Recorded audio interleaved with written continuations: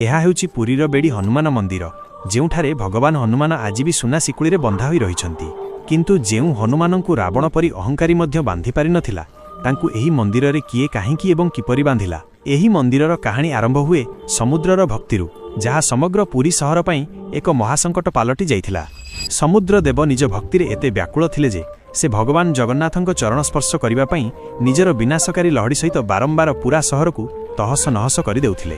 ଏହି ମହାବିନାଶକୁ ରୋକିବା ପାଇଁ ଭଗବାନ ଜଗନ୍ନାଥ ହନୁମାନଜୀଙ୍କୁ ସମୁଦ୍ର କୂଳରେ ପହରା ଦେବା ପାଇଁ ନିୟୋଜିତ କଲେ ଏବଂ ସମୁଦ୍ର ଅଟକିଗଲା, କିନ୍ତୁ କେବଳ କିଛି ସମୟ ପାଇଁ। କିନ୍ତୁ ଅପେକ୍ଷା କରନ୍ତୁ, ଭଗବାନ ଜଗନ୍ନାଥ ଗୋଟିଏ କଥା ଭୁଲି ଯାଇଥିଲେ।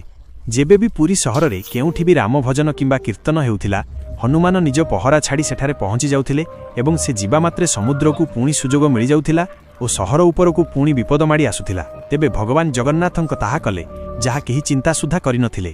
ସେ ନିଜେ ସେହି ସମୁଦ୍ର କୂଳକୁ ଆସିଲେ ଏବଂ ହନୁମାନଙ୍କୁ କହିଲେ, ତୁମର ଶକ୍ତି ଏତେ ଅଧିକ ଯେ ତୁମକୁ ଅନ୍ୟ କେହି ରୋକିପାରିବେ ନାହିଁ। ତେଣୁ ଆଜି ମୁଁ ନିଜେ ତୁମକୁ କର୍ତ୍ତବ୍ୟର ଏହି ବେଡ଼ିରେ ବାନ୍ଧୁଛି। ଏବଂ ଯେଉଁ ଜାଗାରେ ଭଗବାନ ନିଜ ଭକ୍ତଙ୍କୁ ବାନ୍ଧିଥିଲେ, ସେହି ସ୍ଥାନରେ ପରବର୍ତ୍ତୀ ସମୟରେ ଏହି ବେଡ଼ି ହନୁମାନ ମନ୍ଦିର ନିର୍ମାଣ କରାଗଲା।